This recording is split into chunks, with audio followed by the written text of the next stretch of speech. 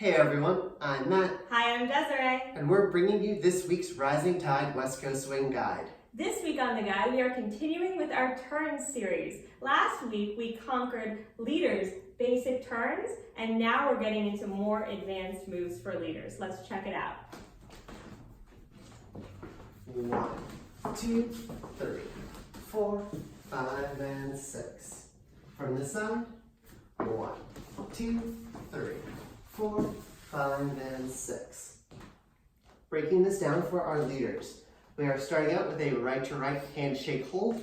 These first two preps are just like a reverse whip. 1, 2. We're getting our left hand ready to catch the follower's hip.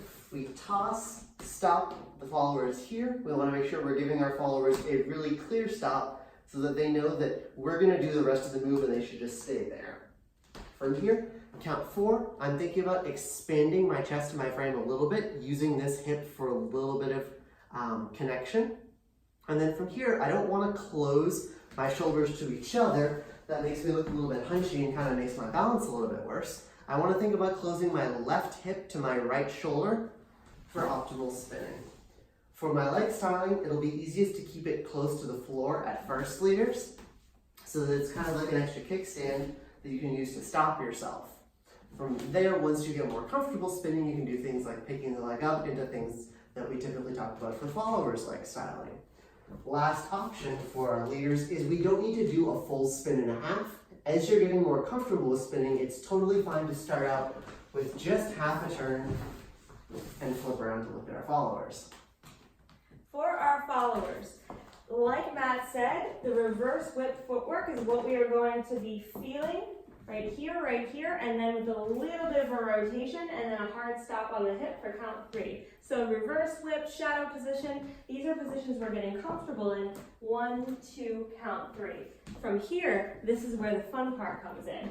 Let me explain. So once the leader leaves this 1, 2, 3, and we stop, settling into our right hip, then leader goes for their spin. This might be the 4, 5, and 6, right? We get to decide which side of body, which arm hold we get to offer. So there are 2 options. Option number 1 is that we square up to our leader. Notice how I allow my weight to stay on my right side and simply kind of drag my left foot in and offer the right hand. If we want to be super clear and a little fancier, we can take the left arm up for arm styling to make 100% sure the leader knows it is our right side we're offering. In this case, the leader can lead virtually anything. Notice how I leave my left foot there for a 6 and 1 movement, right? So I ultimately end up on the right foot. On 1, we're good to go. The other option from this hip catch, leader does their spin, is that I can keep my left side out and available to leader. This is really cool because if you lead me again to the 3, I can create arm styling on the 3 to accent that beat of music myself. And from here, offer left hand and slightly rotate into that left side. This is going to set me up 9 times out of 10 for a prep into a free spin. Watch this. And 1, 2, 3, and 4, 5, and 6 is what your leader will typically lead. Showing this whole thing one more time. 1, 2, 3, 4, 5, and 6.